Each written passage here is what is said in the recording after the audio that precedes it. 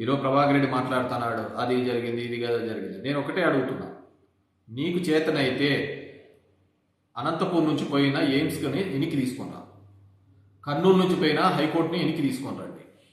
అదేవిధంగా కడపలో కట్టాల్సిన స్టీల్ ప్లాంట్ కట్టించండి. నేనుగా చెప్పినది, మీకు ఏదన్నా కానీ ఉంటే కన్నా, నిజంగా ఉంటే కన్నా ప్రభాకర్ రెడ్డి పోయి రేవంత్ అడుగు. రేవంత్ ఒక ముఖ్యమంత్రి స్థాయిలో ఉండి తెలంగాణ అసెంబ్లీలో మాట్లాడిన మాటలు, నేను చంద్రబాబుతో 4 గోడల మధ్య మాట్లాడి దీన్ని ఆపినాను అని. లిఫ్ట్ ఇరిగేషన్ ఆపితే అది తప్పు కదా, రాయలసీమ ప్రాంతానికి అన్యాయం కదా. ఇదే ఇంకో ప్రాంతంలో జరిగితే అక్కడ ఉన్న వాళ్ళు ఊరుకుంటారా?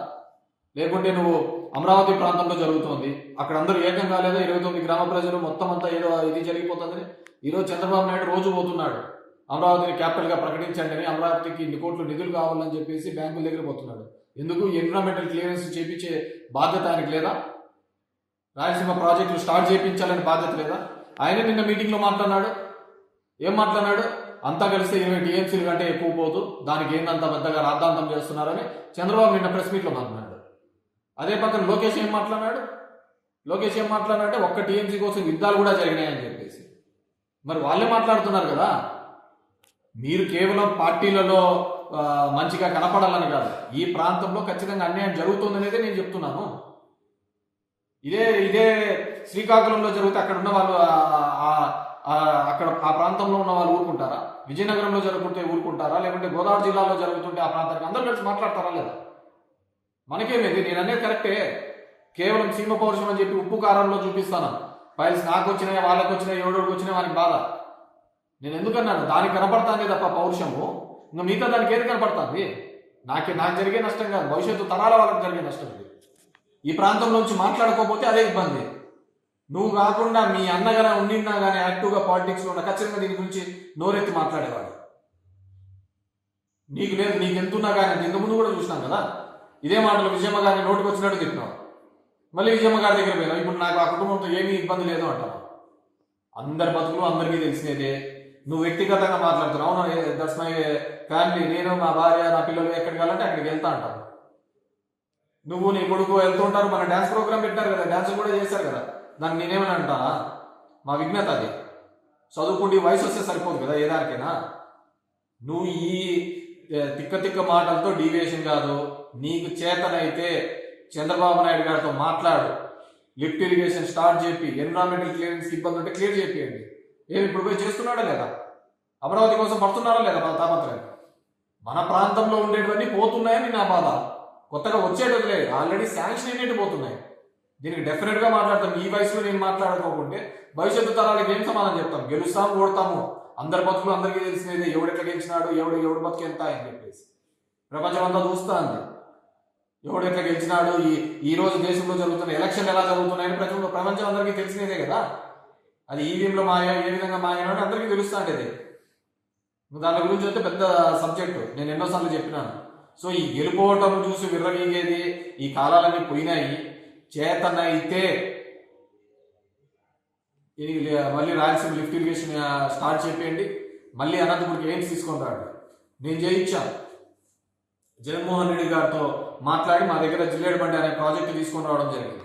700 కోట్ల రూపాయలు స్టేట్ గవర్నమెంట్తో 300 కోట్ల రూపాయలకు పని చేయించాను. 100 crores ల్యాండ్ ఎక్విజిషన్ పంపించాను. మళ్ళీ వచ్చినారు అందరూ కూడా, మేము వస్తే ఇంకా అద్భుతాలు చేసేస్తాం, అంత డబ్బులు ఇప్పిస్తామని. చేయండి, వాళ్ళని కూడా అడుగుతాం. మేము ఎక్కడ అడ్డం వల్లేదే, అభివృద్ధికి ఎక్కడ అడ్డం వల్ల, మన ప్రాంతం బాగుండాలి, మన ప్రాంతానికి నిధులు రావాలి, ఆ విధంగా కొట్లాడుతున్నాం. మీరు ఆ విధంగా కేవలం మెప్పు పొందాలని చూస్తున్నాం. ఇది తప్పు. ఖచ్చితంగా రాయలసీమ పౌరుషం అనేది ఉంటే ఇప్పటికైనా ప్రతి ఒక్కరూ మాట్లాడాల్సిందే. నేను అప్పుడు మాట్లాడినా, ఇప్పుడు మాట్లాడినా, జగన్మోహన్ రెడ్డి గారి దగ్గర ఎప్పుడైనా కానీ నిక్కచ్చిగా మాట్లాడతాను. మన ప్రాంతానికి ఎవరు చేశారు? చేసినది వైఎస్ఆర్ కుటుంబం కదా. ఈ రాష్ట్రానికి చేసినది కానీ ఈ మన ప్రాంతానికి చేసినది ఎవరైనా ఉన్నారంటే జగన్మోహన్ రెడ్డి, రాజశేఖర రెడ్డి కదా. అరో మీ అన్ననే కదా మంత్రిగా ఉండి అన్ని చోట్ల పొగినాడు కదా మీ అన్ననే. సో ఇట్లాంటి గుడ్డ బెదిరింపులు కాదు. చేతనైతే ప్రభుత్వంలో ఉన్నావు, ప్రభుత్వంలో ఉండి మీరు ఈ స్థాయిలో ఉన్నప్పుడు ఖచ్చితంగా మాట్లాడాలి. మమ్మల్ని అనడం వల్ల మాకేం వచ్చేది లేదు, మిమ్మల్ని ఎవరు సీరియస్గా తీసుకునేది లేదు. ఎందుకంటే ఆల్రెడీ మీరు మీ వయసుతో పాటు చోకలుగా అయిపోయినారు. So I request all the public representatives, రాయలసీమలో ఉన్న ప్రజానికానికి, రైతు సంఘం నాయకులకు, విద్యార్థులకు అందరికీ ఆలోచించండి. రాజకీయాలు పక్కన పెట్టి ఆలోచించండి. మనకు జరుగుతున్న నష్టం తీరని లోటు. డెఫినెట్గా దాని మీద మీరు ఫైట్ చేయాలా. నేను కాదు, రేవంత్ మాట్లాడినాడు. రేవంత్ మీద ఎగరండి. ఇలాంటివన్నీ బెదిరే కాలాలు పోయినాయి. నన్ను కాదు, ఒకవేళ నన్ను రాయలసీమకు నేను అన్యాయం చేసిందే ఖచ్చితంగా ఒకవేళ ఎవడైనా కానీ నా మీద దాడి చేస్తే దానికి నేనేం సిద్ధమే. కానీ ఎవడు, అది మీకు కూడా అప్లికబుల్లా? రాయలసీమకు అన్యాయం చేసిందే మీరు కూడా తన్నలు తినడానికి రెడీగా ఉన్నారా? చెప్పండి. మళ్ళీ మీరు కూడా తన్నలు తినడానికి రెడీగా ఉన్నారా అంటున్నాను. రాయలసీమకు అన్యాయం చేసింది డిబేట్ పెట్టి చెప్పండి. ఎందుకు మీరు ఇక్కడ నుంచి ఎయిమ్స్ ఎందుకు తీసుకోకపోయినారని చెప్పేసి.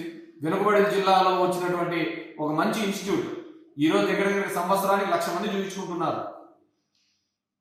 ఎందుకు ఇక్కడ ఉన్న మెడికల్ కాలేజ్ 80% మెడికల్ కాలేజీలన్నీ వెనుకబడిన ప్రాంతం మన రాయలసీమ ప్రాంతానికి పీపీపీలో పోతున్నాయి. మాట్లాడేవాళ్ళు లేడు. దాని మంచో చెడు అని విద్యా వైద్యం కంటే ఏ ప్రభుత్వం ఏం చేస్తుంది? సో ఎవరైనా కావచ్చు, నేను ఖచ్చితంగా రాయలసీమలో ఉన్న వాళ్ళు ఎవరికైనా కానీ పౌరుషం ఉంటే మా మీదుగా చూపించాల్సింది. ప్రాజెక్టులు రాలేదని చంద్రబాబు నాయుడు గారిని అడగండి. చరిత్ర సృష్టించినోడు ఇప్పుడు ఆ చరిత్రని తిరగరాయబోతున్నాడు. అబద్ధాల గోడల్ని బద్దల కొట్టి నిజాలను రాగా మీ ముందుంచబోతున్నాడు. నిజమైన వార్తల కోసం వెంటనే డౌన్లోడ్ చేసుకోండి రా యాప్ని.